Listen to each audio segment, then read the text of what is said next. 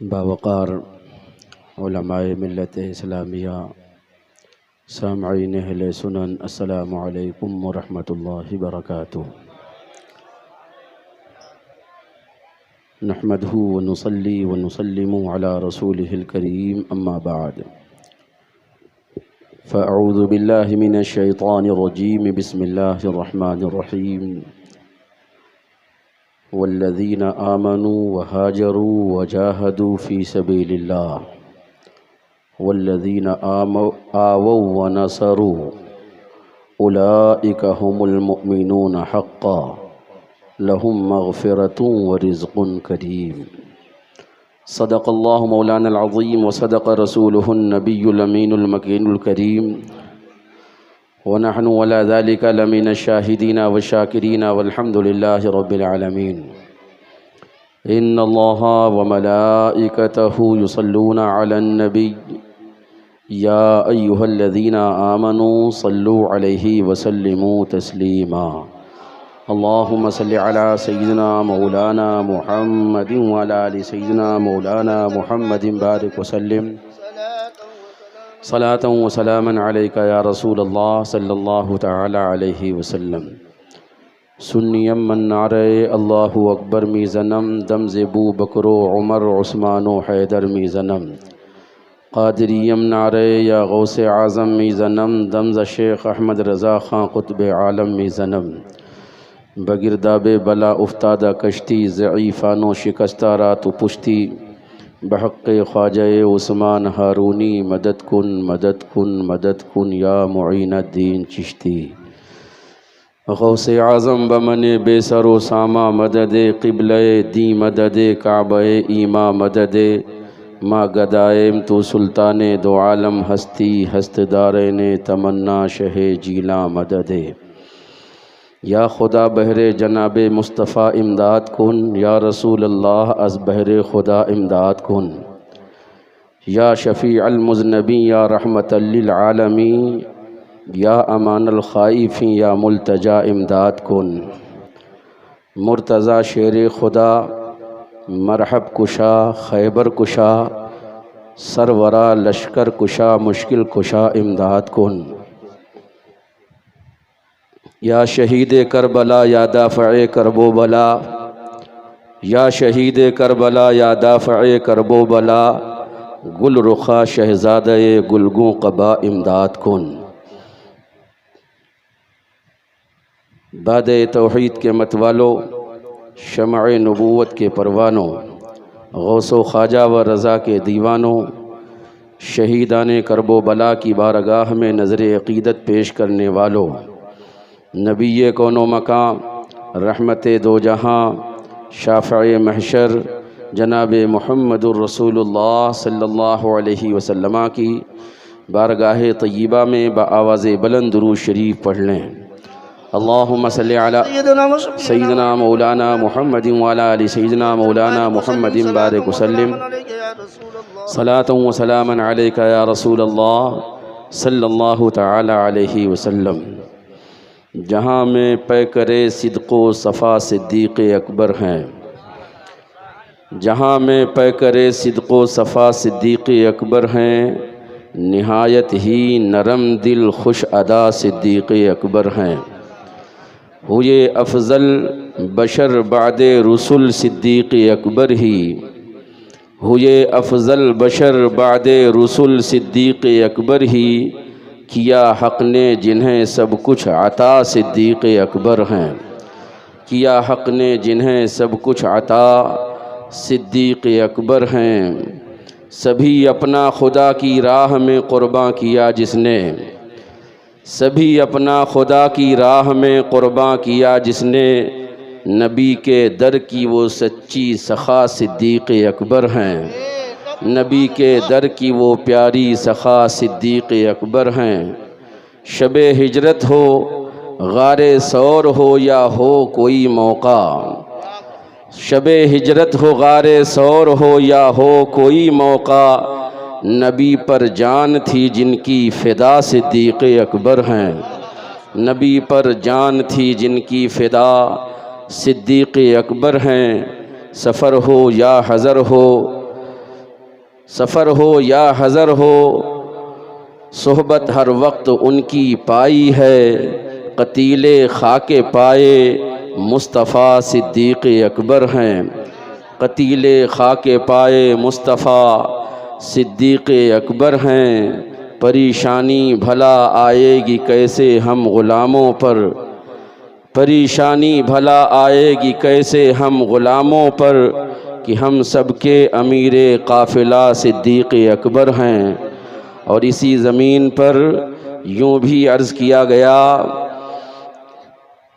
کہ بہار باغ ایماں حضرت فاروق اعظم ہیں، بہار باغ ایماں حضرت فاروق اعظم ہیں، چراغ بزم عرفاں حضرت فاروق اعظم ہیں۔ رسول اللہ نے فاروق کو اللہ سے مانگا، رسول اللہ نے فاروق کو اللہ سے مانگا، عطائے رب سبحاں حضرت فاروق اعظم ہیں، عطائے رب سبحاں حضرت فاروق اعظم ہیں۔ بآواز بلند درود شریف پڑھ لیں۔ اللہم صلی علی سیدنا مولانا محمد وعلی آل سیدنا و مولانا محمد بارک وسلم صلاۃ و سلاما علیک یا رسول اللہ صلی اللہ تعالی علیہ وآلہ واصحابہ وبارک وسلم۔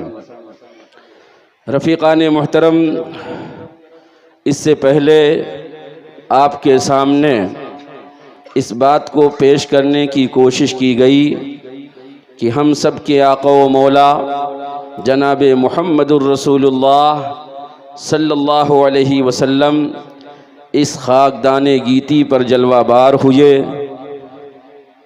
اور وقت مقررہ گزار کر کے ہماری ظاہری نگاہوں سے اوجھل ہوئے، آپ کا وصال ہوا، قبر انور میں آرام فرما ہوئے، لیکن مصطفیٰ جان رحمت صلی اللہ علیہ وسلم جیسے کل باحیات تھے ویسے آج بھی باحیات ہیں اور ویسے کل بھی باحیات رہیں گے۔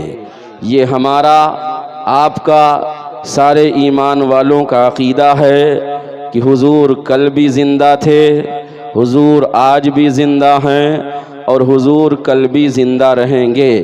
ہم اپنے امام کی زبان میں یہ کہتے ہیں، تو زندہ ہے واللہ، تو زندہ ہے واللہ، تو زندہ ہے واللہ، تو زندہ ہے واللہ، میری چشم عالم سے چھپ جانے والے۔ رفیقان گرامی، اگر میں اس پر گفتگو کروں تو لمبا وقت صرف ہوگا۔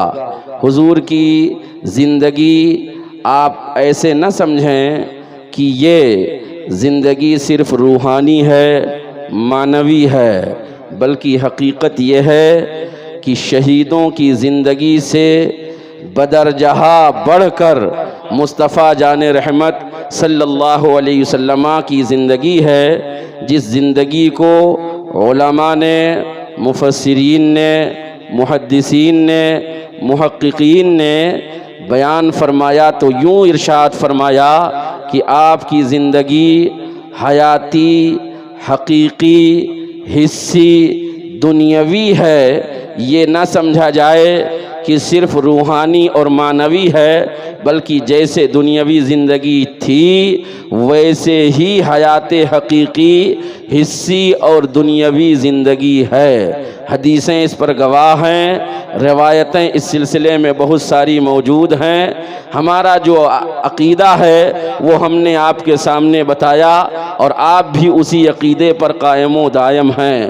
واقعات گواہی دیتے ہیں کہ مصطفیٰ جان رحمت صلی اللہ علیہ وسلم کی روح قفس عنصری سے پرواز ہوئی ہے، لیکن اس کے باوجود لب مبارک ہل رہے ہیں، اور لب مبارک جب ہل رہے ہیں کان لگا کر کے سنا گیا تو لب مبارک سے یہ آواز آ رہی ہے، رب ہب لی امتی، رب ہب لی امتی، اے میرے رب میری امت کو بخش دے۔ مصطفیٰ جان رحمت خاکدان گیتی پر جلوہ بار ہوتے ہیں تو بھی امت کو یاد کرتے ہیں، رہتی دنیا تک امت کو یاد کرتے رہے، سفر میں رہے تو امت کو یاد کرتے رہے، حضر میں رہے تو امت کو یاد کرتے رہے، پہاڑوں کی چوٹیوں پر تشریف فرما ہوئے تو امت کو یاد کرتے رہے، پہاڑوں کے کھوہوں میں جا کے عبادت کی تو امت کو یاد کرتے رہے، جنگل میں کبھی تشریف لے جانا ہوا تو امت کو یاد کرتے رہے۔ حال یہ تھا اگر گھنگھور گھٹا چھا جاتی، زیادہ بارش ہونے کا امکان ہو جاتا تو مصطفیٰ جان رحمت کاشان نبوت سے باہر مسجد نبوی میں تشریف لاتے اور امت کے لیے دعا کرتے، اے پروردگار میری امت کی حفاظت فرما۔ تو تیز ہوا کے جھونکے اگر چل پڑتے، آندھی آنے کا امکان ہوتا تو حضور خدا کی بارگاہ میں دعا کرتے، اے پروردگار میری امت کی حفاظت فرما۔ رب کی بارگاہ میں حاضر ہوئے تو بھی امت کو یاد فرمایا، اور جب ظاہری دنیا سے رخصت ہونے لگے، قبر انور میں آرام فرما ہوئے تو بھی امت کو یاد فرمایا۔ کل بھی وہ امت کو دیکھ رہے تھے، آج بھی وہ امت کو دیکھ رہے ہیں، اور انشاءاللہ کل بھی وہ امت کو دیکھتے رہیں گے۔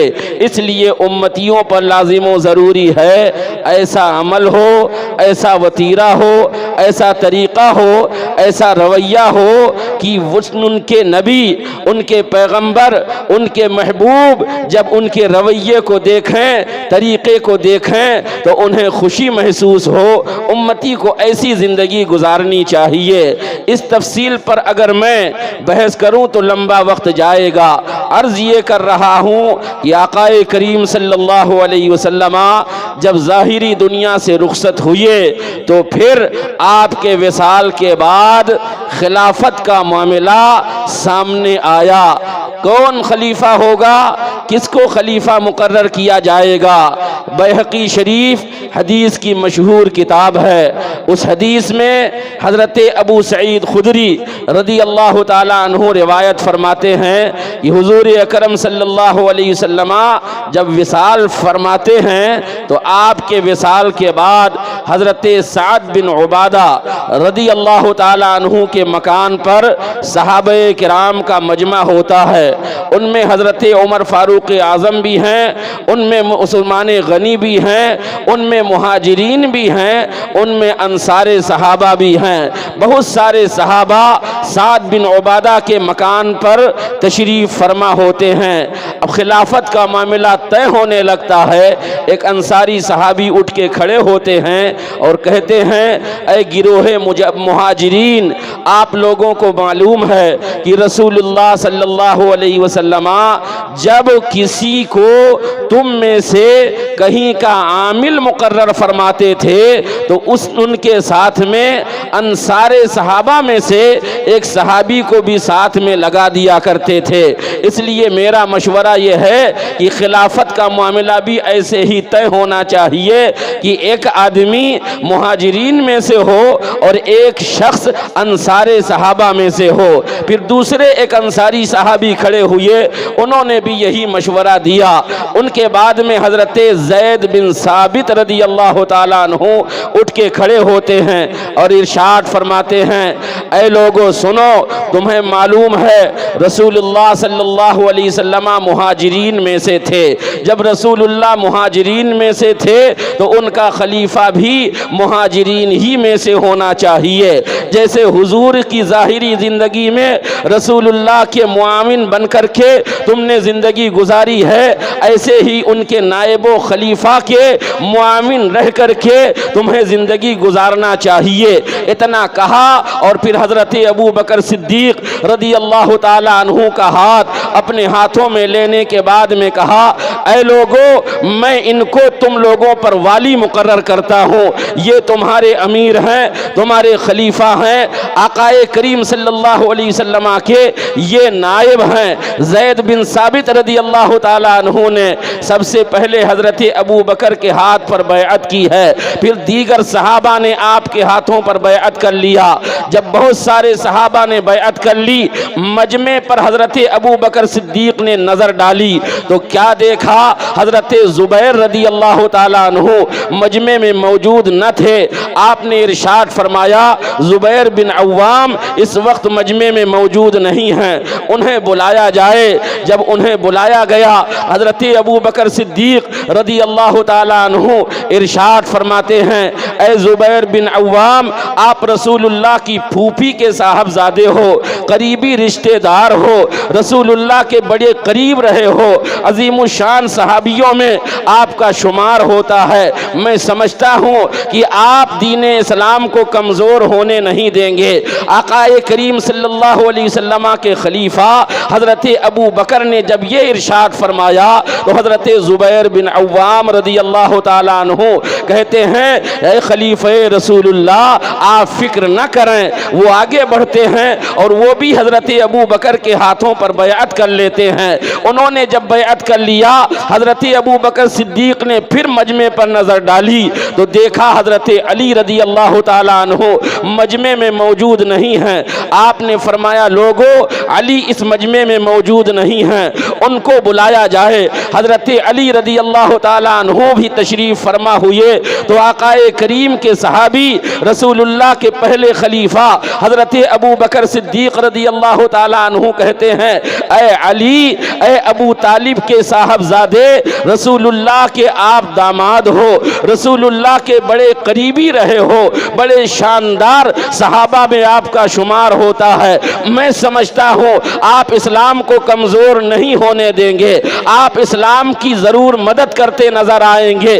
اتنا کہا تو حضرت علی رضی اللہ تعالیٰ عنہ کہتے ہیں اے خلیفہ رسول اللہ آپ فکر نہ کیجئے۔ حضرت علی بھی آگے بڑھتے ہیں اور ہاتھوں میں ہاتھ دے کر کے بیعت کر لیتے ہیں۔ بلکہ ایک روایت میں ہے کہ حضرت علی رضی اللہ تعالیٰ عنہ نے اس وقت یہ کہا تھا جب حضرت ابو بکر نے فرمایا کہ آپ اسلام کو کمزور نہیں ہونے دیں گے تو حضرت علی نے کہا تھا قدمک رسول اللہ صلی اللہ علیہ وسلم فمن الذی یؤخرک، جب رسول پاک صلی اللہ علیہ وسلم نے آپ کو آگے بڑھا دیا ہے تو اب کون ہوگا جو آپ کو پیچھے کرے گا؟ یہ اشارہ کس کی طرف تھا؟ یہ اشارہ اس حدیث کی طرف تھا کہ جب رسول اللہ صلی اللہ علیہ وسلم مرض وصال میں تھے، جس مرض میں آپ ظاہری دنیا سے رخصت ہوئے ہیں، اس مرض میں رسول پاک نے حضرت ابو بکر سے فرمایا کہ ابو بکر لوگوں کو نماز پڑھائیں۔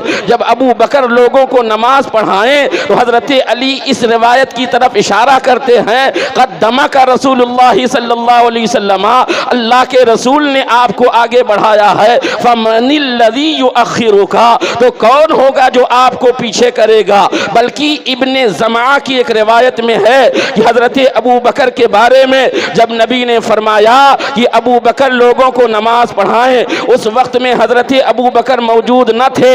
حضرت عمر رضی اللہ تعالیٰ عنہ نے ارادہ فرمایا کہ میں آگے بڑھ کر کے نماز پڑھاؤں۔ حضرت عمر رضی اللہ تعالیٰ عنہ آگے بڑھتے ہیں تو حضور ارشاد فرماتے ہیں لا لا لا یاب اللہ والمسلمون الا ابا بکر۔ حضرت عمر جب آگے بڑھنے لگے تو رسول اللہ فرماتے ہیں نہیں نہیں نہیں، اللہ اور مسلمان جو ہیں ابو بکر کے علاوہ کسی اور کو پسند نہ کریں گے۔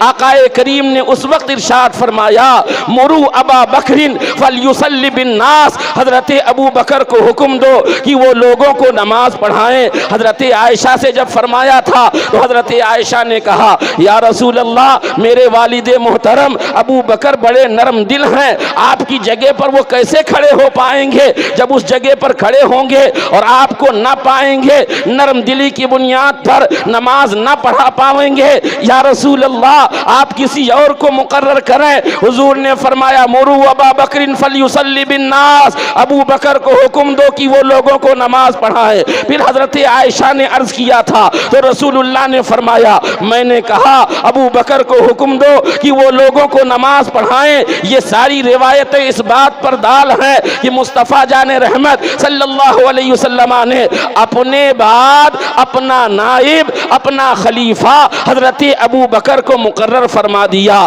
یہی وجہ ہے کہ حضرت ابو بکر صدیق رضی اللہ تعالیٰ عنہ کو سارے صحابہ نے قبول فرمایا، مہاجرین و انصار نے باتفاق رائے حضرت ابو بکر کو رسول اللہ کا نائب تسلیم کیا، رسول اللہ کا پہلا خلیفہ تسلیم کیا ہے۔ اب ذرا توجہ کے ساتھ تھوڑی باتیں میں آپ کے سامنے پیش کروں گا، وقت اتنا نہیں رہتا کہ میں ساری باتیں آپ کے سامنے پیش کروں۔ وہ ابو بکر صدیق رضی اللہ تعالیٰ عنہ جن کے بارے میں نبی ارشاد فرماتے ہیں ابو بکر صدیق خیر الناس الا ان یکون نبیا، ابو بکر صدیق جو ہیں یہ لوگوں میں سب سے بہتر ہیں مگر یہ کہ یہ نبی نہیں ہے، یعنی نبی آخری نبی میں ہو کر کے آیا ہوں، اب میرے بعد کوئی نیا نبی نہیں آ سکتا ہے۔ حضرت ابو بکر سارے لوگوں میں افضل و اعلیٰ ہے۔ خود حضرت عمر رضی اللہ تعالیٰ عنہ ایک مرتبہ ممبر پر جلوہ بار ہوئے اور ممبر پر جلوہ بار ہونے کے بعد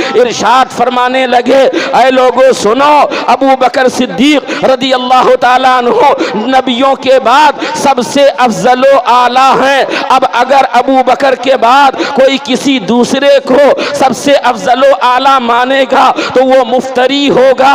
فرماتے ہیں اسے افتراء پردازی کی سزا شریعت نے جو متعین فرمائی ہے اسے وہ سزا دینی چاہیے۔ حضرت علی رضی اللہ تعالیٰ عنہ کا بیان سنو، حضرت علی رضی اللہ تعالیٰ عنہ ارشاد فرماتے ہیں حضرت علی رضی اللہ تعالیٰ عنہ ارشاد فرماتے ہیں خیر هذه الامہ بعد نبیہا ابو بکر و عمر، حضرت علی کہتے ہیں کہ اس امت میں نبی کے بعد میں سب سے اعلیٰ مرتبہ حضرت ابو بکر کا ہے، ان کے بعد حضرت عمر کا ہے۔ حضرت علی کی یہ روایت تواتر کے ساتھ میں موجود ہے کہ علی مرتضی رضی اللہ تعالیٰ عنہ خود ہی ارشاد فرما رہے ہیں کہ نبی کے بعد میں سب سے افضل مرتبہ حضرت ابو بکر کا ہے، پھر ان کے بعد میں سب سے افضل مرتبہ حضرت عمر کا ہے۔ یہ مولا کائنات کا ارشاد ہے، علی مرتضی کا ارشاد ہے۔ سنو بخاری شریف میں یہ روایت موجود ہے،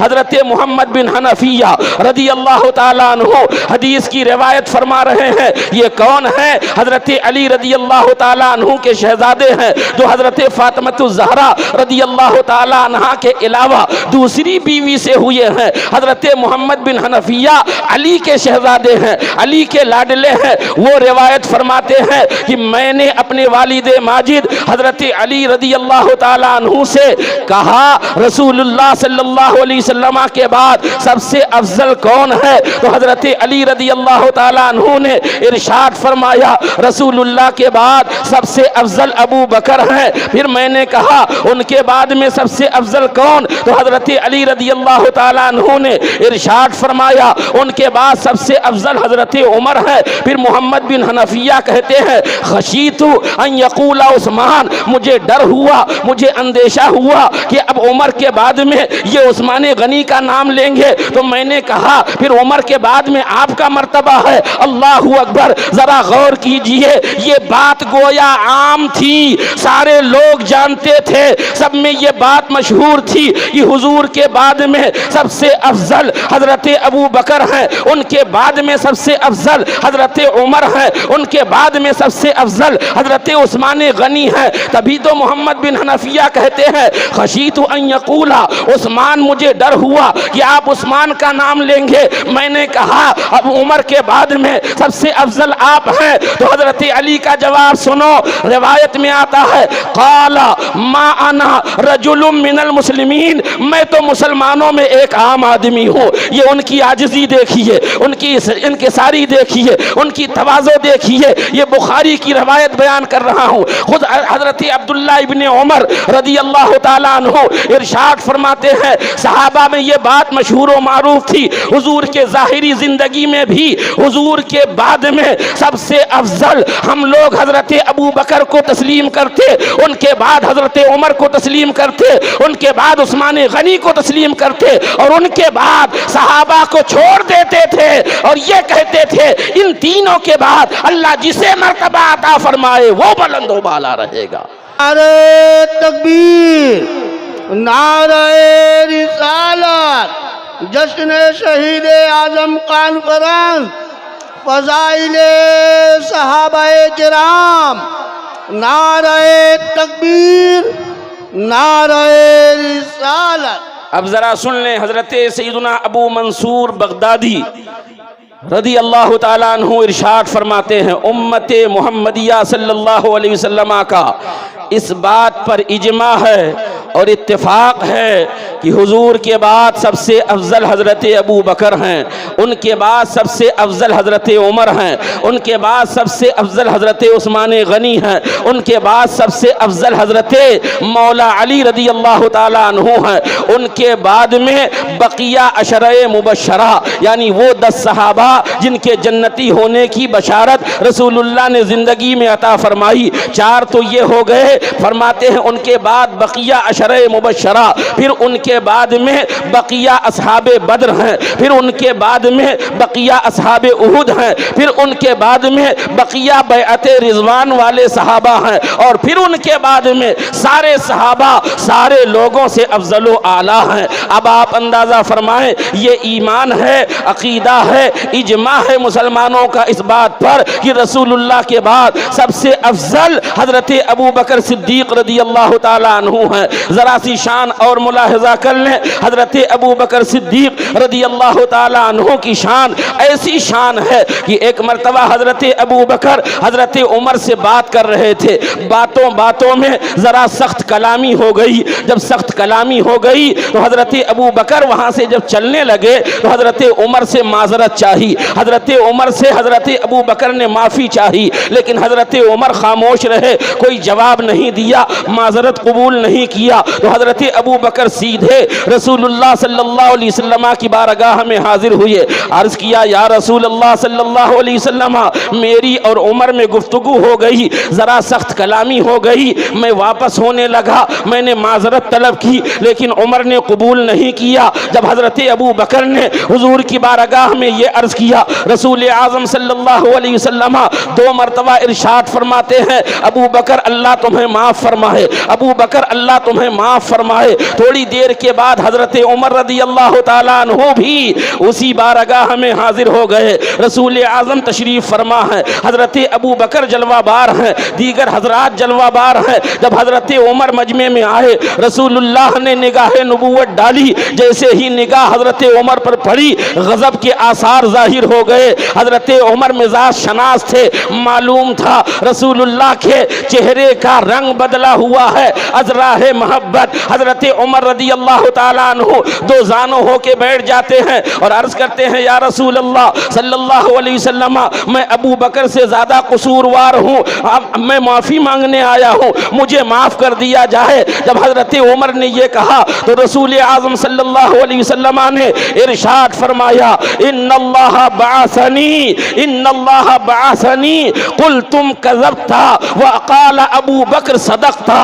اے لوگو سنو، جب اللہ تبارک و تعالی نے مجھے تم سب کی طرف مبعوث فرمایا تو تم نے کہا تھا، تم نے ہمیں جھٹلایا تھا، ابو بکر نے تصدیق کی تھی، ابو بکر نے اپنے جان سے اپنے مال سے میری غمخواری کی ہے، میری مدد کی ہے، تو کیا میرے یار کو ایسے ہی چھوڑ دو گے؟ تو کیا میرے ساتھی کو ایسے ہی چھوڑ دو گے؟ یعنی حضرت ابو بکر صدیق رضی اللہ تعالیٰ عنہ کا مرتبہ رسول اللہ بیان فرما رہے ہیں۔ سنو، یہی نہیں، حضرت مقدام رضی اللہ تعالیٰ عنہ حدیث کی روایت فرما رہے ہیں کہ حضرت عقیل بن ابی طالب، یہ حضرت عقیل کون ہے؟ حضرت علی رضی اللہ تعالیٰ عنہ کے بھائی ہیں۔ حضرت عقیل ہی کے صاحبزادے حضرت مسلم بن عقیل کربلا میں پہنچنے سے پہلے کوفہ معتمد بنا کر کے امام حسین رضی اللہ تعالیٰ عنہ نے انہی کے شہزادے مسلم بن عقیل کو بھیجا تھا، وہی عقیل بن ابی طالب ہیں۔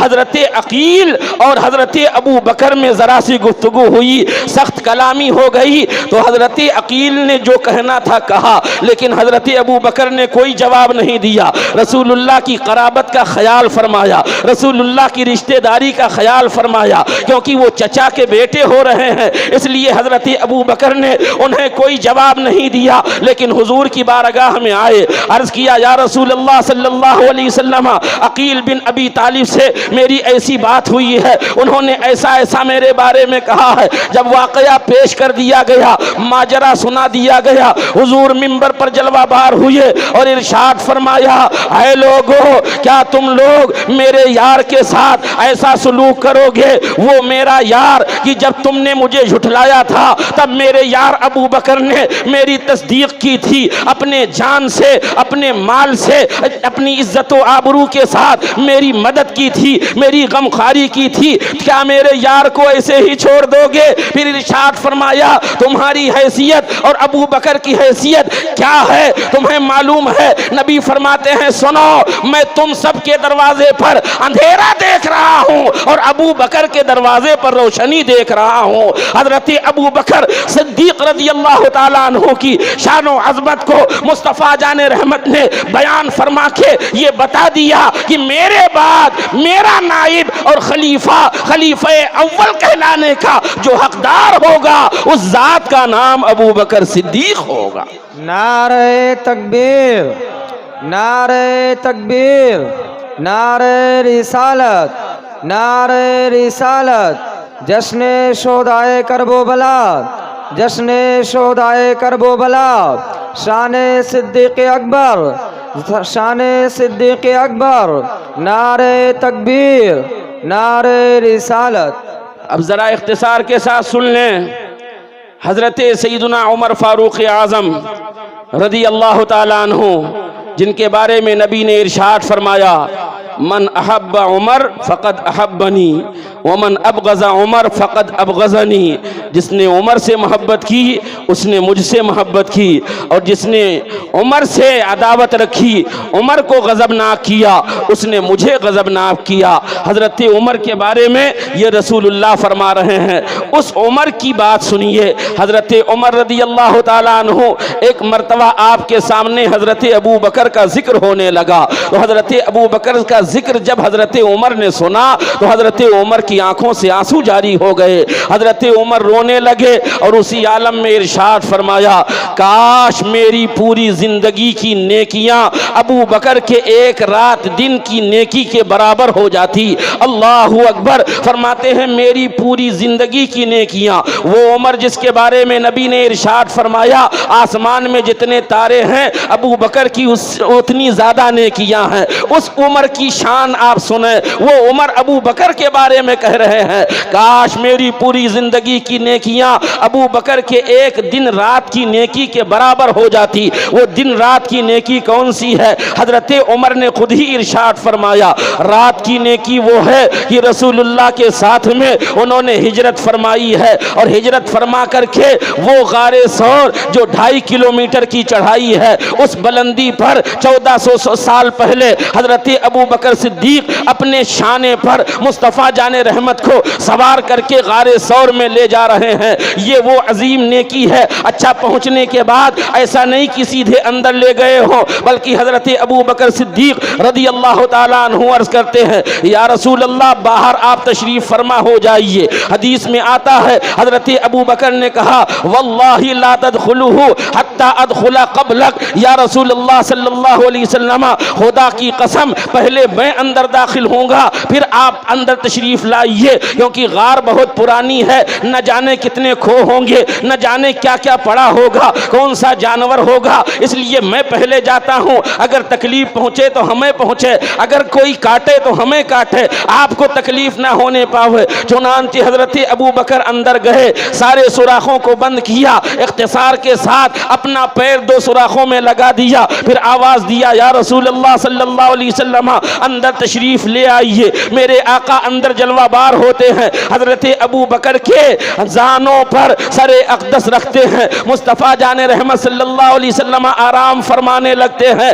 اسی میں ایک بڑا اژدہا جو برسوں سے رسول اللہ کی زیارت کا مشتاق تھا، ہر طرف منہ مارتا ہے، سب طرف کپڑے لگے ہوئے ہیں، ایک طرف پہنچا جہاں اسے محسوس ہوا آدمی کا پیر ہے، اس نے تو پہلے سہلایا، پاؤں ہٹوانے کی کوشش کی، لیکن اسے نہیں معلوم تھا کہ یار غار ساتھ میں ہے، ہے یہ پیچھے پاؤں نہیں ہٹا سکتا. آدمی کی فطرت یہ ہے کہ اگر اس کے پاؤں میں کچھ لگ جائے, ذرا سی حرکت ہوتی ہے تو پیچھے کو ہٹتا ہے. لیکن ابو بکر کی شان دیکھیے, جب سانپ نے آپ کے پاؤں کو بوسا دیا, پاؤں کو سہلایا, تو ابو بکر پاؤں پیچھے نہیں کرتے ہیں, بلکہ فطرت کے خلاف آپ نے پاؤں کو آگے جما دیا ہے. یاد رکھیے گا, جب انسان اپنی فطرت کو بدل دیتا ہے تو اللہ اس کی تقدیر کو بدل دیتا ہے. حضرت ابو بکر صدیق انسان تھے, انسانی فطرت یہ ہے پاؤں میں کوئی چیز لگے تو پاؤں کو پیچھے کیا جاتا ہے. فطرت انسانی کو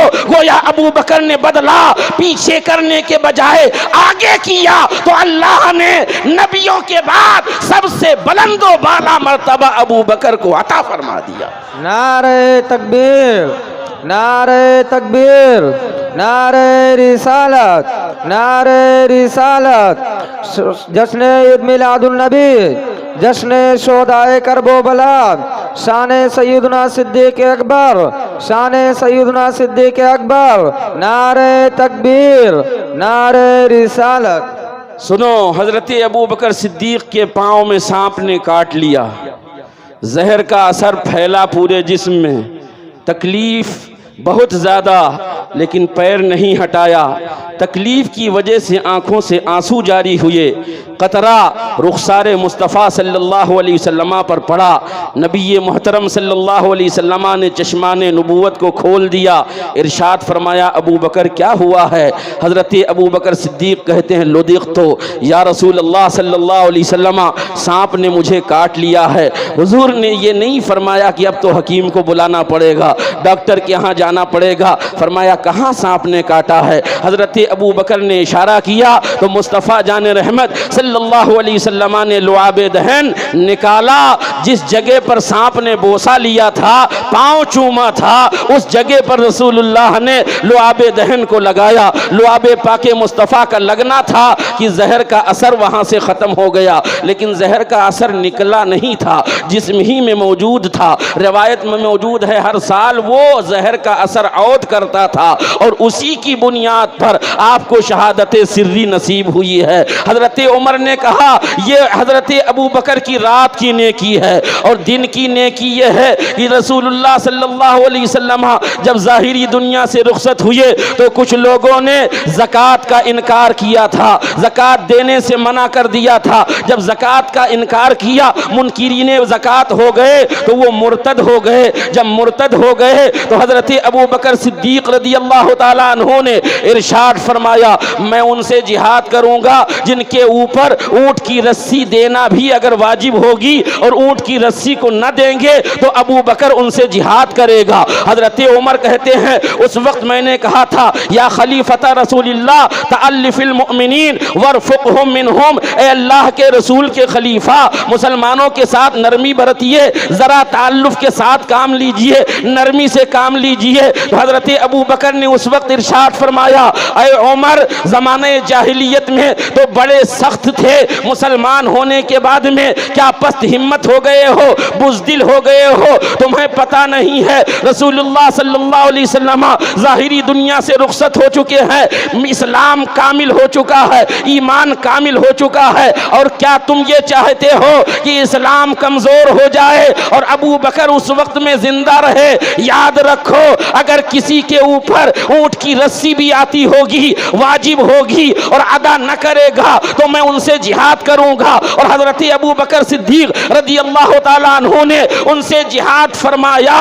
جہاد فرمانے کے بعد میں جو لوگ بکھر گئے, مارے گئے, ورنہ کلمہ پڑھ کر کے پھر وہ حلقہ بگوش اسلام ہو گئے. حضرت عمر کہتے ہیں کہ حضرت ابو بکر کی دن کی یہ نیکی ہے, رات کی نیکی وہ جو غار ثور والی ہے, دن کی نیکی یہ جو مانعین زکوٰۃ سے آپ نے جہاد فرمایا. فرماتے ہیں کاش میری کی پوری زندگی کی نیکیاں ابو بکر کے ایک دن رات نیکی کے برابر ہو جاتی، ایسی میری نیکیاں ہو جاتی۔ اب ذرا غور کیجئے تمنا کس کی ہے؟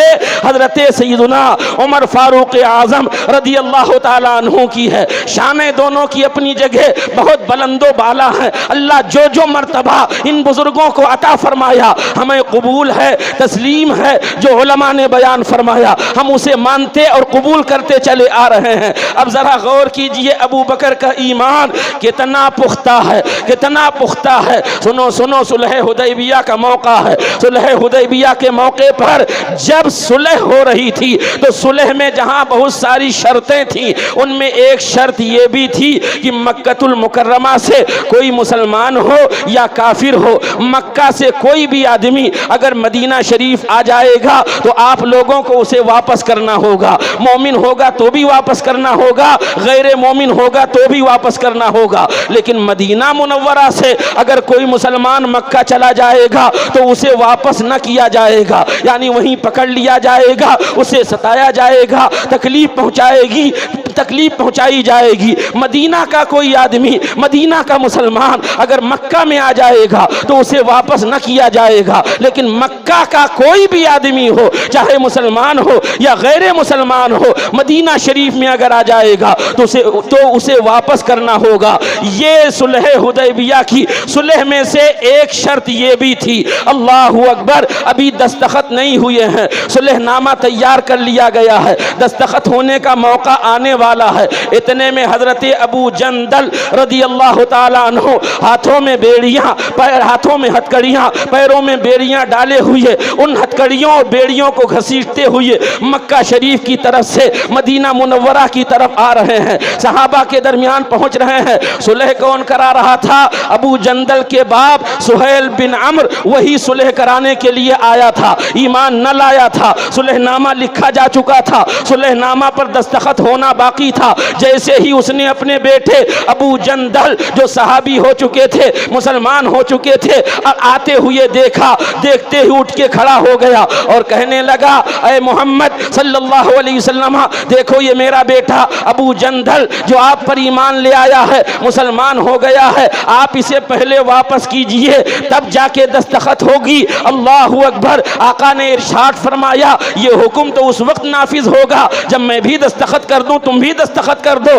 ابھی تو دستخط ہوئے نہیں ہے، اور جب دستخط ہوئے نہیں ہے تو گویا صلح نامہ مکمل نہیں ہوا ہے، اس لیے ابھی وہ آ گئے ہیں، آنے دو۔ ابو جندل جب آئے تو سہیل بن عمر کہتا نہ، پھر میں آپ سے صلح نہیں کروں گا، میں کوئی بات چیت نہیں کروں گا۔ اللہ اکبر، حضرت سیدنا رسول اعظم صلی اللہ علیہ وسلم نے ارشاد فرمایا اے سہیل، ابو جندل کو میرے پاس رہنے دے، میں تجھ سے سفارش کر رہا ہوں کہ انہیں میرے پاس رہنے دے۔ لیکن سنو، اسلام دشمنی اتنی زیادہ دل میں بیٹھی ہوئی تھی، اپنا بیٹا ہے، اپنی نسل کا بیٹا ہے، اپنا خون ہے، لیکن ہو گیا ہے مسلمان، رسول عربی کا کلمہ پڑھنے والا ہو گیا، رسول کا شیدا اور دیوانہ ہو گیا، تو باپ کہہ رہا ہے جب تک انہیں واپس نہ کرو گے میں صلح کرنے کے لیے تیار نہ ہوں۔ حضرت رسول اعظم سے جب اس نے یہ کہا تو رسول اللہ نے ارشاد فرمایا اے ابو جندل صبر کرو اور واپس چلے جاؤ۔ جب ابو جندل کے بارے میں یہ حکم ہوا، حضرت ابو جندل رونے لگے، صحابہ کے مجمع میں آ کے کہنے لگے اے ساتھیو سنو، میں بھاگ کے آپ کے پاس آیا ہوں، یہ دیکھو مجھے یہاں مارا گیا، یہ دیکھو مجھے یہاں تکلیف پہنچائی گئی، جہاں جہاں نشان آپ کے جسم میں تھے اس نشانات کو اٹھا کے صحابہ کو دکھا رہے تھے اور کہہ رہے تھے دیکھو مجھے پھر واپس کیا جا رہا ہے، پھر وہیں جانا پڑے گا، اب نہ جانے میرے ساتھ کیا ہوگا۔ اتنا جوش بڑھا کہ حضرت عمر رضی اللہ تعالیٰ عنہ اٹھ کے کھڑے ہو گئے، حضور کی بارگاہ میں پہنچ گئے اور عرض کیا یا رسول اللہ صلی اللہ علیہ وسلم، کیا آپ حق پہ نہیں ہیں؟ آقا کریم صلی اللہ علیہ وسلم نے ارشاد فرمایا الحمدللہ میں حق پہ ہوں، اللہ کا سچا رسول ہوں، اللہ کا پیغام لے کر کے آیا ہوں۔ حضرت عمر نے عرض کیا یا رسول اللہ کیا ہم حق پہ نہیں ہیں اور باطل اور کافر باطل پہ نہیں ہیں؟ حضرت عمر نے جب یہ عرض کیا حضور نے ارشاد فرمایا ضرور ہم حق پہ ہیں اور کافر باطل پہ ہیں۔ تو پھر حضرت عمر عرض کرتے ہیں یا رسول اللہ پھر صلح میں دب کر کے کیوں صلح کی جا رہی ہے؟ کیوں انہیں واپس بھیجا جا رہا ہے؟ کیوں نہیں روکا جا رہا ہے؟ میرے آقا صلی اللہ علیہ وسلم نے ارشاد فرمایا، عمر سنو، میں اللہ کا سچا نبی ہوں، اللہ کا پیغمبر ہوں، میں حق پہ ہوں، ہم حق پہ ہیں، مسلمان حق پہ ہیں، کافر باطل پہ ہیں۔ حضرت عمر رضی اللہ تعالیٰ عنہ بات کرتے کرتے ابو بکر کے پاس پہنچے، کہا اے ابو بکر، آپ دیکھ نہیں رہے ہیں کیسی صلح ہو رہی ہے؟ یہ دب کے صلح کرنے کی کیا بات ہے؟ حضرت ابو بکر صدیق اس وقت ارشاد فرماتے ہیں، الزم غرزہ، ان کے دامن سے لگے رہو، دامن سے چمٹے رہو، قدم ناز سے لگے رہو، وہ اللہ کے سچے رسول ہیں، جو فیصلہ کریں گے وہی حق ہوگا، اعتراض کرنے کا حق نہیں ہے۔ صحیح معنوں میں فرمان مصطفیٰ کو جو قبول کر لے گا وہی کامیاب ہو جائے گا۔ حضرت عمر کہتے ہیں، میرا جوش ٹھنڈا ہو گیا، مجھے سکون مل گیا، مجھے اطمینان مل گیا۔ مسلمانوں کے رنج و غم کا عالم یہ تھا کہ جب صلح ہو گئی تھی، رسول اللہ نے ارشاد فرمایا، اے میرے صحابہ اٹھو، اے میرے صحابہ اٹھو، قربانی کرواؤ اور اس کے ساتھ حلق کرواؤ اور احرام کو کھول دو۔ ایک مرتبہ نہیں، 3 مرتبہ حضور نے ارشاد فرمایا، لیکن صحابہ کے رنج و غم کا عالم یہ تھا، کوئی اٹھنے کو تیار نہ تھا۔ حضرت عمر نے ایسی بات کہی تھی کہ پوری زندگی اس سے انہیں کھٹکا رہا اور پوری زندگی اس کے لیے وہ صدقہ کرتے رہے، نیکیاں کرتے رہے کہ میں نے رسول اللہ کی بارگاہ میں ایسے جملے کیوں ادا کر دیے، حالانکہ انہوں نے گستاخی کی نیت سے، بے ادبی کی نیت سے ہرگز نہیں کہا تھا۔ یہ ان کا ایمانی جوش تھا، ایمانی جذبہ تھا، ایمانی حرارت تھی۔ علماء ارشاد فرماتے ہیں، جب سارے صحابہ جس موقع پر خاموش نظر آ رہے تھے، عمر جیسے جلیل القدر صحابی اپنا جوش دکھا رہے تھے، اس موقع پر ابو بکر کا جواب، الزم غرزہ، ان کے دامن سے لگے رہو، دامن کرم سے وابستہ رہو۔ یہ اس بات کی دلیل ہے، سارے صحابہ میں سب سے کامل ایمان اگر کسی کا ہے تو اس ذات کا نام ابو بکر صدیق ہے۔ نعرے تکبیر، نعرے رسالت، جشن شہید کربلا حضرت علامہ مفتی مظفر حسین صاحب قبلہ، جشن صحابہ کرام، شان عمر، شان صدیق اکبر۔ خود حضرت عمر رضی اللہ تعالیٰ عنہ ارشاد فرماتے ہیں، پوری روئے زمین کے مسلمانوں کا ایمان ایک پلے میں رکھا جائے اور ابو بکر کا ایمان ایک پلے میں رکھا جائے تو ابو بکر کے ایمان کا پلہ بھاری ہو جائے گا۔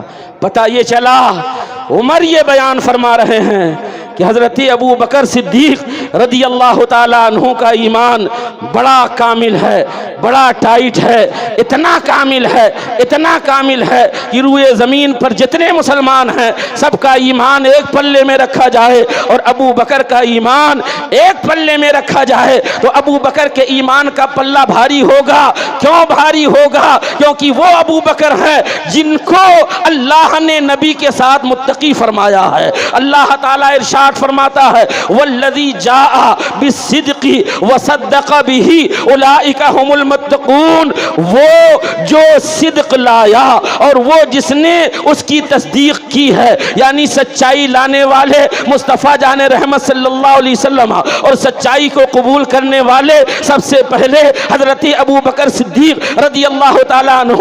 اب دونوں کے بارے میں فرماتا ہے، اولئک هم المتقون، رسول اللہ کے ساتھ متقی حضرت ابو بکر کو پروردگار نے فرمایا ہے۔ اب ظاہر سی بات ہے، وہی پروردگار فرماتا ہے، ان اکرمکم عند اللہ اتقاکم، تم میں اللہ کے نزدیک معزز وہ ہوگا جو تم میں سب سے زیادہ اتقا ہوگا، پرہیزگار ہوگا۔ ایک جگہ خدا نے فرمایا وَسَيُجَنَّبُهَا الْأَتْقَى، یعنی حضرت ابو بکر صدیق جہنم سے بہت دور رکھے جائیں گے۔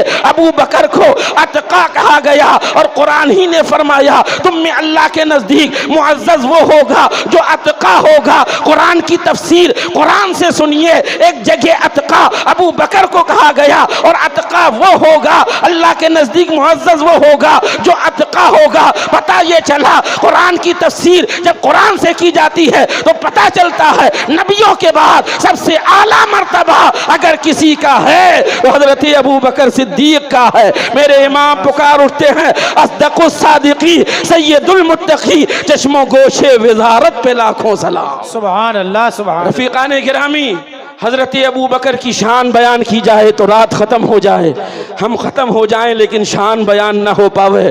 ابو بکر صدیق رضی اللہ تعالیٰ عنہ 2 سال 2 مہینہ کچھ دن امور خلافت انجام دینے کے بعد ظاہری طور پر دنیا سے رخصت ہو رہے ہیں۔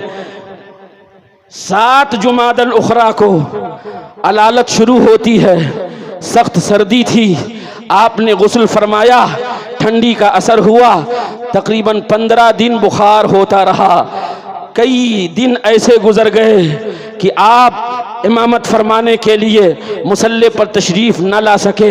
حضرت ابو بکر صدیق رضی اللہ تعالیٰ عنہ کی علالت جب 7 جمادی الاخری کو شروع ہوئی تو ابو بکر صدیق رضی اللہ تعالیٰ عنہ نے دیکھا کہ میرا سفر آخرت قریب ہے، تو حضرت عبد الرحمن ابن عوف کو بلایا اور بلانے کے بعد ارشاد فرمایا عمر کے بارے میں تمہارا کیا خیال ہے؟ تو حضرت عبد الرحمن ابن عوف رضی اللہ تعالیٰ عنہ کہتے ہیں کہ ان کا باطن ان کے ظاہر سے زیادہ اچھا ہے، باطن کا معاملہ اتنا زیادہ اچھا ہے کہ ہمارے تصور اور خیال سے بھی ماورا ہے۔ حضرت عبد الرحمن ابن عوف جب چلے گئے تو حضرت عثمان غنی کو بلایا اور بلانے کے بعد میں کہا عمر کے بارے میں تمہارا کیا خیال ہے؟ حضرت عثمان غنی نے فرمایا مجھ سے زیادہ آپ بہتر جانتے ہیں۔ حضرت عثمان غنی سے حضرت ابو بکر نے فرمایا کچھ تو کہو، کیا تمہارا خیال ہے؟ تو حضرت عثمان غنی نے بھی وہی ارشاد فرمایا ان کا ظاہر بھی اچھا ہے لیکن ان کا باطن تو ان کے ظاہر سے کہیں افضل و اعلیٰ نظر آتا ہے۔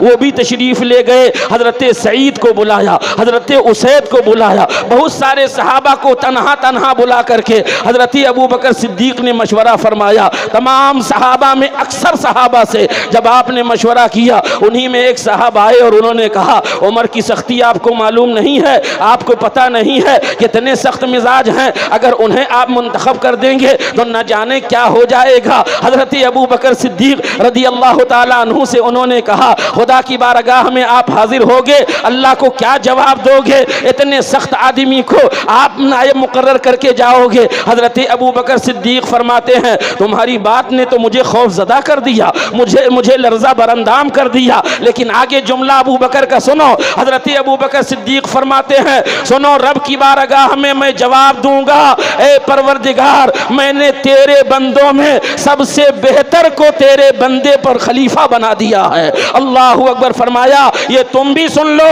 اور جا کے لوگوں کو یہ پیغام دے دو کہ ابو بکر نے یہ پیغام دیا ہے۔ پھر عثمان غنی رضی اللہ تعالیٰ عنہ کو بلایا اور بلانے کے بعد میں فرمایا وصیت نامہ لکھو،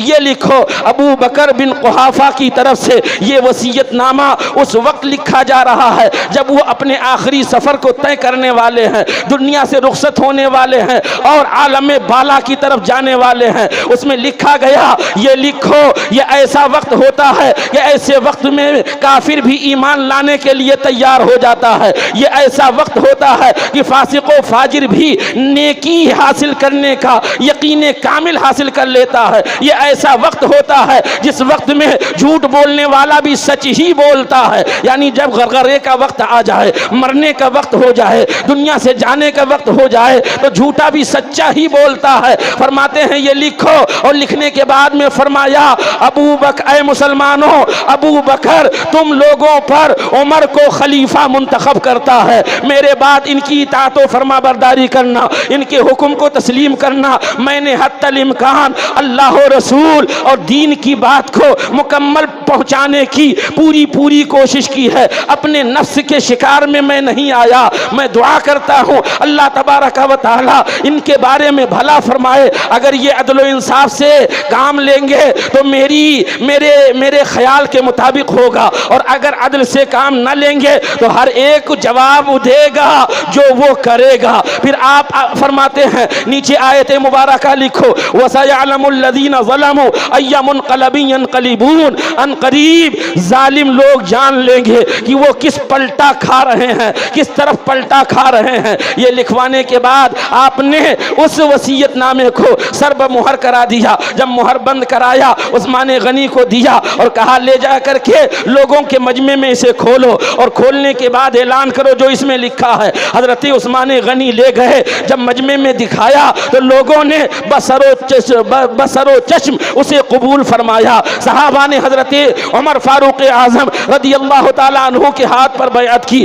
ابو بکر نے حضرت عمر کو بلایا، بلانے کے بعد میں وصیت فرمائی، تنہائی کے عالم میں اکیلے انہیں وصیت کی۔ جب حضرت عمر چلے گئے تو حضرت ابو بکر خدا کی بارگاہ میں ہاتھوں کو اٹھا کر عرض کرتے ہیں، پروردگار میں نے امت مصطفیٰ صلی اللہ علیہ وسلم کے ساتھ بھلائی کا ارادہ فرمایا ہے، اس لیے میں نے اپنے بعد اپنی رائے کے مطابق عمر کو ان کے اوپر خلیفہ مقرر کر دیا۔ پروردگار اب تو فضل فرما، مصطفیٰ جان رحمت کے صدقے میں عدل و انصاف کی انہیں توفیق عطا فرما۔ یہ حضرت ابو بکر صدیق رضی اللہ تعالیٰ عنہ دعا فرماتے ہیں، اور 15 دن علالت کے بعد میں نے عرض کیا کہ شہادت سری آپ کے حصے میں آئی، وہی زہر کا اثر غار ثور میں جو سانپ نے کاٹا تھا وہی زہر کا اثر عود کرتا ہے، بخار میں شدت ہوتی ہے، بخار میں تیزی آتی ہے، اور 22 جمادی الاخری 13 ہجری کو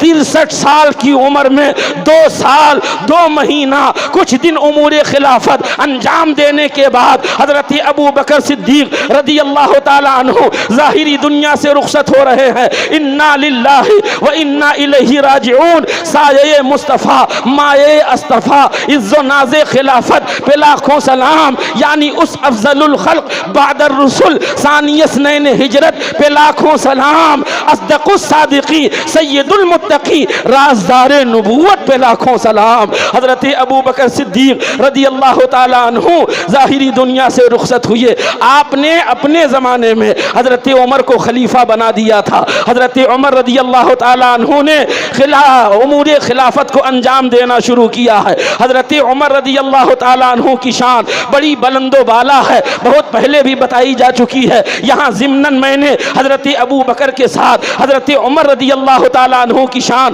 آپ کے سامنے بیان فرمائی کہ مولا علی رضی اللہ تعالیٰ عنہ ارشاد فرماتے ہیں، خیر هذه الامہ بعد نبیہا ابو بکر و عمر، یعنی اس امت میں نبی کے بعد میں سب سے افضل و اعلیٰ مرتبہ حضرت ابو بکر کا ہے، پھر حضرت عمر کا ہے۔ پھر بخاری کی روایت میں نے بیان فرمائی کہ ابو بکر کے بعد میں دوسرا نام حضرت علی نے حضرت عمر رضی اللہ تعالیٰ عنہ کا لیا، وہ عمر جس کے بارے میں نبی ارشاد فرماتے ہیں، انی لانظر الی شیاطین الجن والانس قد فروا من عمر، میں انسانوں کے شیطانوں کو بھی دیکھتا ہوں اور جناتوں کے شیطانوں کو بھی دیکھتا ہوں کہ عمر کے سائے سے وہ بھاگتے نظر آتے ہیں۔ جس راستے پر عمر جاتے ہیں اس راستے پر شیطان نہیں جاتا ہے۔ وہ عمر جس کے بارے میں نبی فرماتے ہیں، من احب عمر فقد احبنی ومن ابغض عمر فقد ابغضنی، جس نے عمر سے محبت کی اس نے مجھ سے محبت کی، اور جس نے عمر کو غضب نہ کیا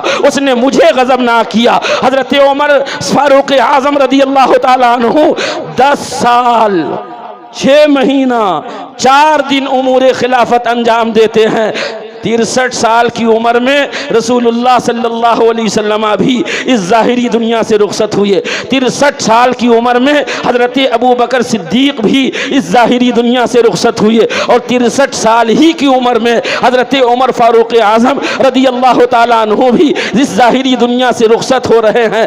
آپ نے جامع شہادت مسجد نبوی شریف میں نوش فرمایا ہے۔ خود حضرت عمر رضی اللہ تعالیٰ عنہ رب کی بارگاہ میں دعا کیا کرتے پڑھتے تھے اللہم ارزقنی شہادتن فی سبیلک واجعل موتی فی بلد رسولک، اے پروردگار عالم مجھے اپنے راستے میں شہادت عطا فرما اور اپنے رسول کے شہر میں موت عطا فرما۔ اللہ نے دونوں دعائیں قبول فرمائی ہیں۔ یہ ایک مجوسی غلام جس کا نام ابو لولو فیروز ہے، وہ ذرا سا آپ سے ناراض ہوتا ہے اور ناراض ہونے کے بعد ایک خنجر لیتا ہے، اسے تیز کرتا ہے، زہر میں بجھاتا ہے اور پھر ایک دن فجر کی نماز میں وہ آ جاتا ہے۔ 26 ذی الحجہ کی تاریخ ہے، 26 ذی الحجہ کو فجر کی نماز میں ابو لولو فیروز مجوسی آتا ہے۔ حضرت عمر فاروق اعظم ارشاد فرماتے ہیں تکبیر کے بعد، اے لوگوں صفیں سیدھی کر لو۔ جب لوگ صفیں سیدھی کرنے لگے تو وہ ذرا پیچھے تھا،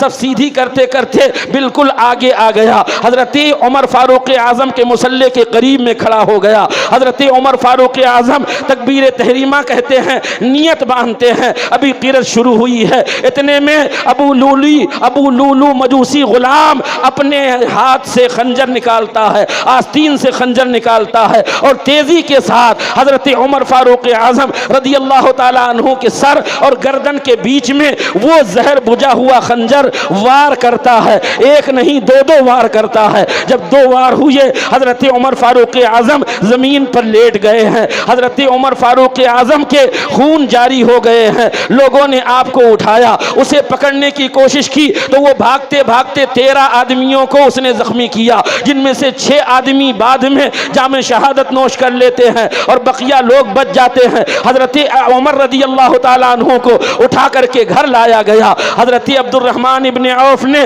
2 چھوٹی چھوٹی سورتیں پڑھا کر کے فجر کی نماز مکمل فرمائی۔ حضرت عمر فاروق اعظم کو دودھ پلایا گیا، نبیذ پلائی گئی، لیکن زخم اتنا زیادہ تھا کہ حلق میں جانے کے بجائے زخم کے ذریعے سے نبیذ باہر جا رہی تھی، دودھ باہر جا رہا تھا۔ آپ نے دنیا کی کوئی چیز زخم کھانے کے بعد میں نوش نہیں فرمائی ہے، تناول نہیں فرمائی ہے۔ لوگوں نے اس وقت کہا تھا اے عمر اپنے بعد اپنے بیٹے عبداللہ کو خلیفہ مقرر کر دو۔ حضرت عمر نے فرمایا جو طلاق دینا نہ جانتا ہو اسے میں خلیفہ مقرر کر دوں گا، نہیں میں ایک کمیٹی بنا رہا ہوں، ایک کمیٹی تشکیل دے رہا ہوں۔ حضرت عمر فاروق اعظم نے ارشاد فرمایا میرے بعد عثمان غنی، مولا علی، حضرت طلحہ، حضرت زبیر، حضرت عبد الرحمن ابن عوف، حضرت سعد بن ابی وقاص رضی اللہ تعالیٰ عنہم، یہ وہ 6 صحابہ ہیں جن کی میں کمیٹی بنا رہا ہوں۔ اے لوگوں انہی 6 میں سے کسی ایک کو خلیفہ مقرر کر لینا۔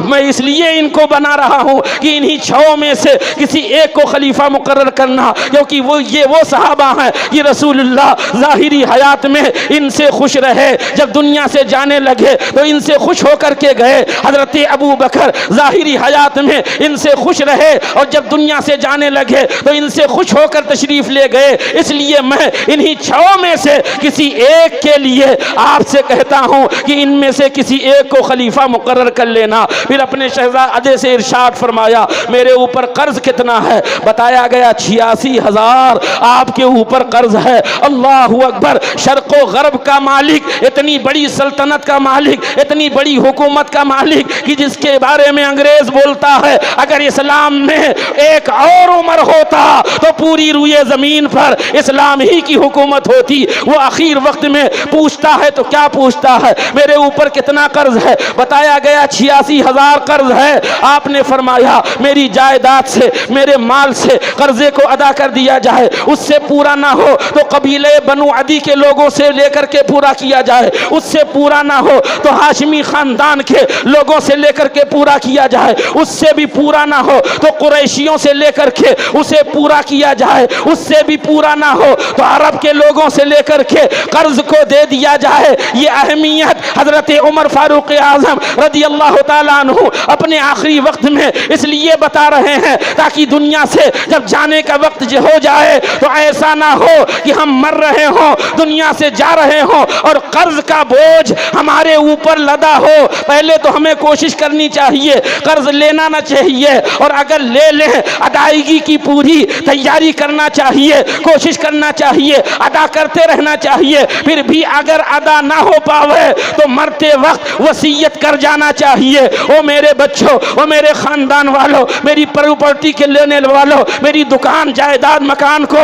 لینے والوں، پہلے میرا قرض ادا کر دینا، اس کے بعد میں پھر وراثت تقسیم کرنا، مال بانٹنا۔ وراثت تقسیم کرنے کا بھی یہی حکم ہے کہ آدمی کا جب انتقال ہو جائے اس کے پیسے سے، اس کے مال سے اس کی تجہیز و تکفین کی جائے، اور پھر اس کے بعد میں قرض والوں کا قرض دیا جائے، اس کے بعد میں پھر مال تقسیم کیا جائے گا۔ اخیر وقت میں حضرت عمر فاروق اعظم رضی اللہ تعالیٰ عنہ کا یہ عمل بتا رہا ہے کہ اے میرے بعد آنے والوں، اے میرے بعد دنیا میں زندگی بسر کرنے والوں، جب دنیا سے جانے کا وقت ہو جائے تو حقوق اللہ بھی مکمل ادا ہو چکے ہوں اور حقوق العباد کی بھی مکمل تیاری کر چکے ہو، اس پر تمہارا عمل ہونا چاہیے۔ جب یہ عمل ہوگا اللہ دنیا میں بھی سرخروئی عطا فرمائے گا اور آخرت میں بھی سرخروئی عطا فرمائے گا۔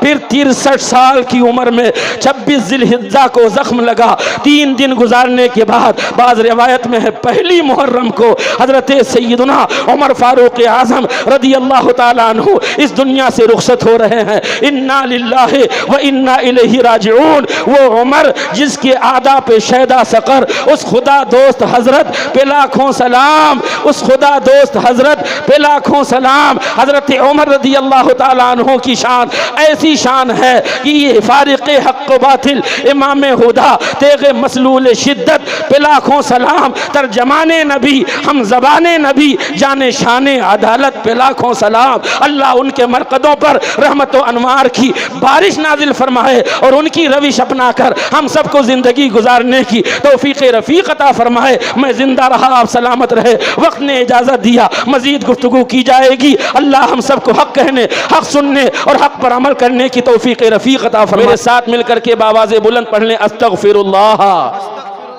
ذرا زوردار انداز میں بولیں، استغفار کریں، اپنے گناہوں کو یاد کر کے پڑھیں استغفر اللہ استغفر اللہ ربی من کل ذنب واتوب الیہ لا الہ الا اللہ محمد الرسول اللہ صلی اللہ علیہ وسلم۔ کھڑے ہو جائیں، والہانہ انداز میں سلام کا نذرانہ پیش فرمائیں۔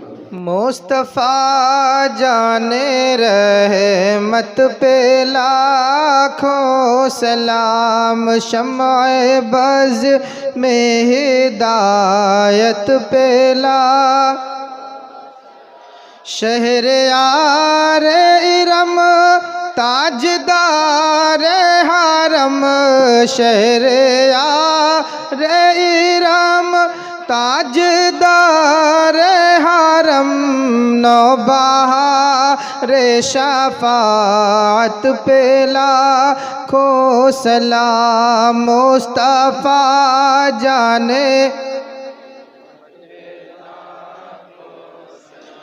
جس سہانی گھڑی چمکا طیبہ کا چاند، جس سہانی گھڑی چمکا طیبہ کا چاند، اس دل افروز ساعت پہ لاکھوں سلام، مصطفیٰ جانے رحمت پہ لا،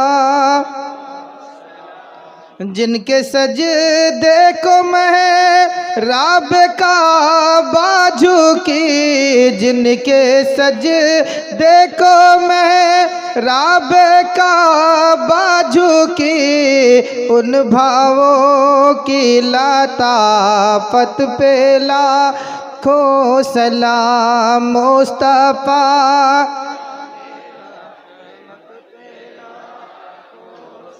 کربلا کی زمین اور امام حسین، کربلا کی زمین اور امام حسین، اس حسین ابن حیدر پہ لاکھوں سلام، مصطفیٰ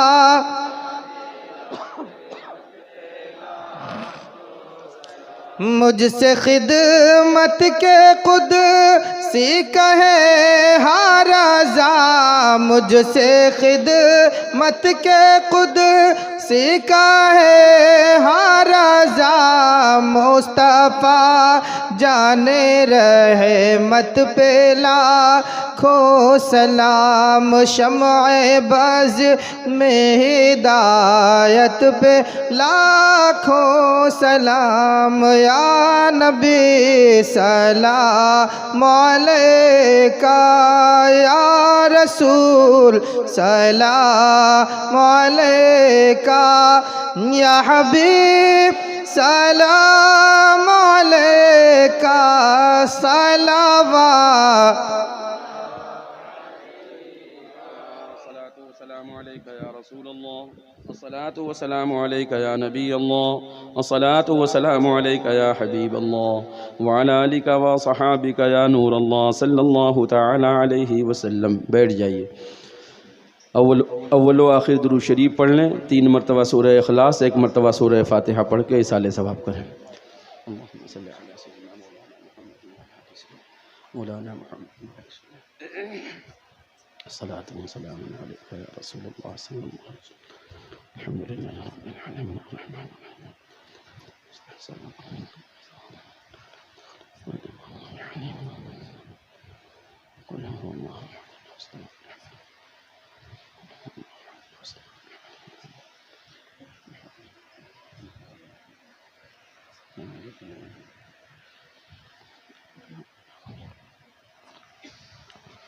اللہم صلی علی سیدنا مولانا محمد وعلی آل سیدنا مولانا محمد بارک وسلم صلاۃ و سلاما علیکہ یا رسول اللہ صلی اللہ تعالی علیہ وسلم۔ الہی کریمہ کر سازہ بندہ نوازہ پروردگار عالم، ابتداء محفل سے لے کر اب تک جو کچھ تیرے حبیب تیرے محبوب بندوں کا ذکر خیر ہوا، نعت و مناقب کے اشعار پیش کیے گئے، قرآن عظیم کی صورتوں کی تلاوت ہوئی، درود شریف صلاۃ و سلام کا نذرانہ پیش کیا گیا، شرینی وغیرہ حاضر کی گئی، مولا نیاز حسین میں حصے لیے گئے، مولا ہم سب کے پڑھنے سننے پیش کرنے میں انتظام و انصرام میں کسی طرح کی کوئی خامی کوتاہی لغزش ہو گئی ہو، اپنے حبیب کے طفیل اسے معاف فرما دے، اپنے فضل و کرم سے ان اعمال حسنہ کو قبول فرما کر جو ثواب عطا فرما سب تیرے حبیب پاک صلی اللہ علیہ وسلم کی بارگاہ طیبہ میں پیش مولا قبول فرما۔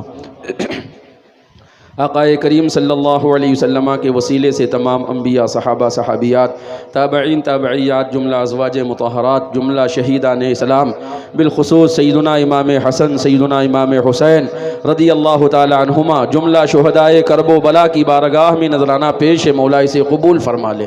سرکار غوث پاک، سرکار غریب نواز خواجہ بہاؤالدین نقشبندی، خواجہ شہاب الدین عمر سہروردی رضی اللہ تعالی عنہم، سلسلہ قادریہ، چشتیہ، نقشبندیہ، سہروردیہ کے جتنے بھی بزرگان دین دنیا میں تشریف لائے رحلت فرما چکے، مولا ان تمام بزرگوں کی ارواح طیبات کو اس کا بھرپور ثواب عطا فرما۔ بالخصوص آج کی تاریخ حضرت معروف کرخی رضی اللہ تعالی عنہ سے منسوب ہے، مولا ان کی بارگاہ میں نذرانہ پیش مولا اسے قبول فرما لے۔ تمام اولیاء، علماء، صالحین، مشائخ، بزرگوں کے طفیل ہم سب کے گھروں میں بلکہ دنیا فانی کے کونے کونے میں جتنے بھی ایماندار حضرات دنیا سے رخصت ہوئی ہے یا قیامت تک آ کر جانے والے ہیں، پروردگارہ ان تمام ایمان والوں کی روحوں کو ان سب کا بھرپور ثواب عطا فرما، ان سبوں کی بخششوں نے پوری فرما دے، مولا دینے والوں کی دین کو قبول فرما لے، جن نیتوں کے ساتھ انہوں نے نیاز حسین میں حصے لیے ہیں، مولا ان کی نیتوں کو اپنے فضل سے مکمل فرما دے، ان کی نیتوں کے مطابق ان کو اجر اور بدلہ عطا فرما، پروردگار عالم بیماروں کو شفا اور صحت عطا فرما، پریشان حالوں کی پریشانیوں کو دور فرما دے، مولا ببلو مرزا کو شفا اور صحت عطا فرما، محمد اسلم کو شفا اور صحت عطا فرما، تمام ایماندار مریضوں کو پروردگار عالم شہدائے کرب و بلا کے واسطے سے شفا اور صحت عطا فرما، مولا بے اولادوں کو صاحب اولاد بنا دے، اولاد والوں کی اولادوں کو نیک اور صالح بنا دے، مولا ہم سب کی نسلوں کو صوم و صلات، شریعت و سنت کی پابندی کے ساتھ زندگی گزارنے کی توفیق عطا فرما، مولا جب تک دنیا میں رکھ ایمان کے ساتھ رکھ، مولا سارے ایمان والوں کے روزی کے دروازوں کو کشادہ سے کشادہ تر فرما، رزق حلال میں بے پناہ خیر و برکت کا نزول فرما، مولا ہم سب کو دنیا میں رہ کر آخرت سنوارنے کی توفیق عطا فرما، مولا دنیا میں رکھ تو خوب نیکیاں کرنے کی توفیق عطا فرما، جب دنیا سے اٹھا تو ایمان پر خاتمہ عطا فرما، حشر میں مرشدان طریقت کے ساتھ، غوث پاک کے زمرے میں، شہدائے کرب و بلا کے ساتھ، تمام صحابہ کے زمرے میں رسول کونین صلی اللہ علیہ وسلم کی پیاری شفاعت عطا فرما۔ پیارے محبوب صلی اللہ علیہ وسلم ان کے نواسوں، ان کے لاڈلوں کا واسطہ مولا ہماری دعاؤں کو قبول فرما لے۔ ان اللہ و ملائکتہ یصلون علی النبی یا ایھا الذین آمنوا صلوا علیہ وسلموا تسلیما۔ اللہم صلی علی سیدنا مولانا محمد وعلی آل سیدنا مولانا محمد بارک وسلم، صلاۃ و سلاما علیک یا رسول اللہ صلی اللہ علیہ وسلم۔ سبحان ربک رب العزۃ عما یصفون وسلام علی المرسلین والحمد للہ رب العالمین بحق لا الہ الا اللہ محمد رسول اللہ صلی اللہ علیہ وسلم۔ السلام علیکم ورحمۃ اللہ۔